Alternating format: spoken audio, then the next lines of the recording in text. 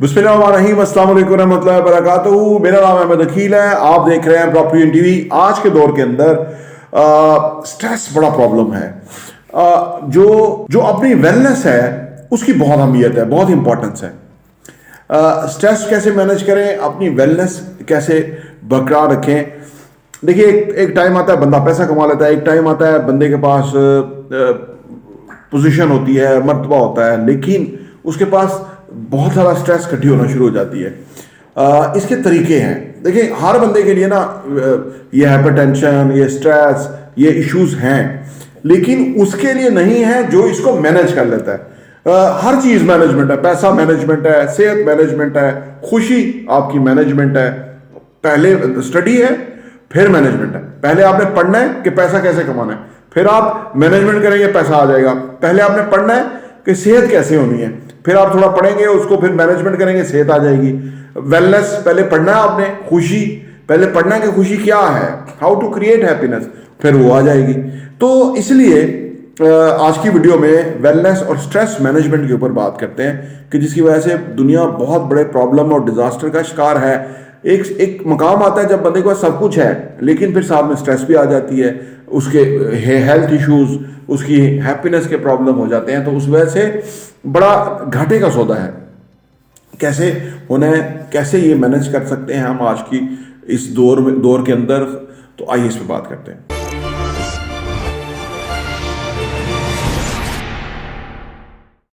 Welcome back. Number 1 ये है कि जी वर्क लाइफ बैलेंस। काम हमारा जिंदगी का हिस्सा है, लाइफ बैलेंस करना भी हमारा काम है। कुछ भी इम्बैलेंस हो गया तो खराबी है। अखराजात बैलेंस करना, वर्क लाइफ बैलेंस करना, हर चीज बैलेंस करना हमारे ऊपर मुनहसर है। ईटिंग को बैलेंस करना, अगर हम स्ट्रेस ईटिंग करेंगे मसाइल बढ़ते जाएंगे, वेट हम गेन कर लेंगे। हाइपरटेंशन आज बहुत बड़ा इशू है, सीरियस इशू है।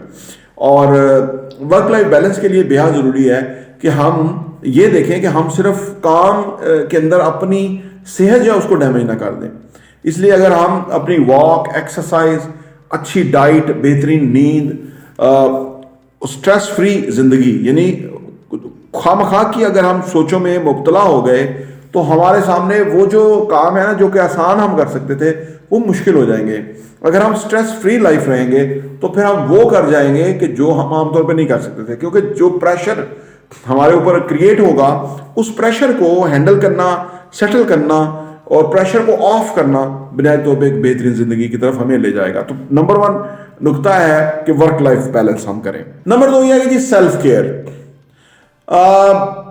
मेरी जो बॉडी है, जो मेरा सिस्टम है, जो मैं हूं, वो यूनिक हूं। 8 अरब लोगों में से मैं अलग हूं, मेरी बॉडी अलग है। मैंने अपना जो सेल्फ केयर है उसका मैकेनिज्म कुछ और है। आपने देखा कि मेडिकल लाइन के अंदर भी एक ही मसले का तमाम लोगों के लिए एक दवाई नहीं है, वो वेरी करती है। उसमें आपकी सिचुएशन फर्क है। जो लोगों दूसरे की मेडिसिन है वो आपकी नहीं होगी। लेकिन आजकल लोग बड़ा नुकसान कर रहे हैं कि वो सेल्फ मेडिकेशन की तरफ है।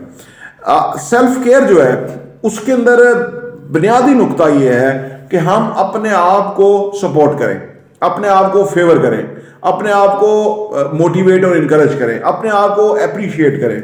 इसके बरक्स अगर हम सेल्फ पिटी, अपने आप को हम एहसास कमतरी में मुब्तला कर लें, ये सारा हमारी डैमेजिंग है। तो लिहाजा सेल्फ केयर बेहद जरूरी है। इसमें सेहत भी आ गई, इसमें आपकी नींद, डाइट, आपकी अच्छी जिंदगी, अच्छे ड्रीम्स, अच्छे गोल्स, उनके ऊपर आप काम करें।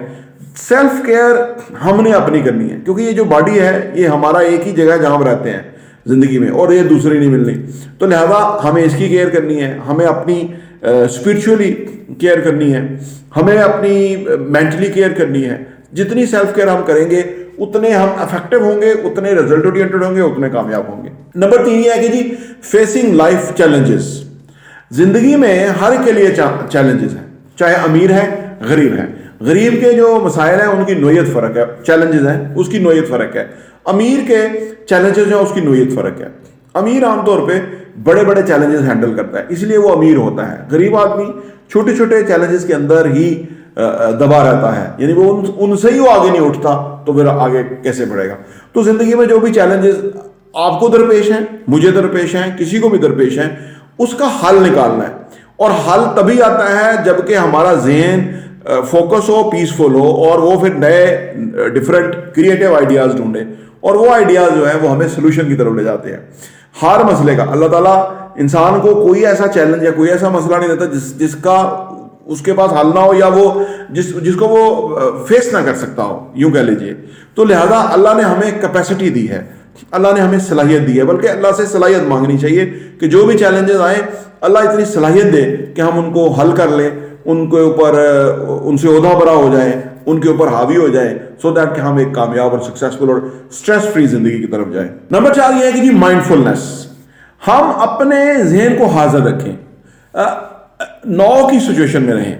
इसके लिए मेडिटेशन करें, नमाज पढ़ें, जहां हैं इस वक्त, जहां बैठे हुए हैं वहां अपने आप को फील करें। यानी अपने आप को फील करने का क्या तरीका है? एक तो हम डीप ब्रीथ करें, ब्रीदिंग डीप करें, इस तरह पूरा, यानी सांस लें। ये आमतौर पर इंसान करते नहीं, हम ऊपर ऊपर से सांस लेते हैं, इस वजह से हम जो है ना वो माइंडफुलनेस की सिचुएशन में नहीं होते। क्या कुछ हो रहा होता है हमारे दाएं बाएं, हमें पता ही नहीं होता।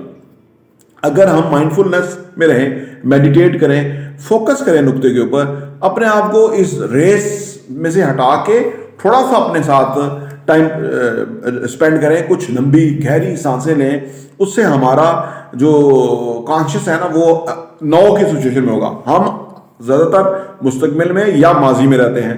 अगर हाजिर में रहें, माइंडफुलनेस तरीके से रहें, तो इससे हमें बहुत फ़ायदा है। ना ही आगे हमने देखा है कि नहीं मुस्तकबिल, ना ही जो पीछे गुजर गया उससे हमें को फ़ायदा है। हाँ, एक्सपीरियंस के तौर पे लिया जा सकता है, लेकिन हर वक्त माजी में रहना ये नाकामी और परेशानी और मसाइल का बायस है। इसलिए माइंडफुलनेस रहें, 9 की स्टेट में रहें, और इससे आपको बहुत फ़ायदा होगा और स्ट्रेस जाती रहेगी। नंबर 5 और आखिरी है कि रेस्ट, आराम इंसान के लिए बेहद इंपॉर्टेंट है, क्योंकि हमारी बॉडी है थक जाती है, सलाहियतें हैं मान पड़ जाती हैं, हमें उसके रेस्ट चाहिए। रेस्ट के लिए एक तजवीज़ है, जैसे नींद है, नींद के लिए दरअसल हमें ना 9 पॉइंट्स नींद के चाहिए होते हैं, 9 पॉइंट्स पूरे करने होते हैं हमने नींद के। जो हम 12 बजे से पहले सोते हैं ना, फर्ज करें हम 10 बजे सो गए, 10, 11, 12, तो इसमें हर घंटे के 2 पॉइंट्स होते हैं। यानी इसका मतलब है कि 10, 11, 12, 3 घंटे में हमने 6 पॉइंट्स हासिल कर लिए।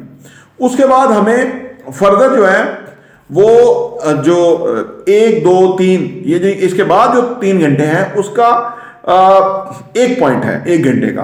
तो अगर हमने ये कर लिया तो हम 9 घंटे कर सकते हैं। यानी 10 बजे सोए, 11, 12, 1, 2, 3, 5 घंटे में 9 पॉइंट्स हम हल कर लेते हैं। लेकिन 3 बजे के बाद अगर हम सोए तो वो हाफ पॉइंट 1 घंटे का कंसिडर होता है। तो यहीं पे मसला है कि लोग 3 बजे के बाद सोते हैं ज़्यादातर या अक्सर। जब जो लोग 3 बजे के बाद सोते हैं, वो आप सोचिए कि वो अगर कितना सोएंगे तो वो 9 पॉइंट्स हासिल होंगे। 20 घंटे या 18 घंटे तो 9 पॉइंट्स होंगे। तो 18 घंटे कोई सो नहीं सकता, क्योंकि मैक्सिमम वो 5-6 घंटे सोएगा। तो इसलिए नींद जो है वो रेस्ट जो है वो प्रॉपर नहीं है।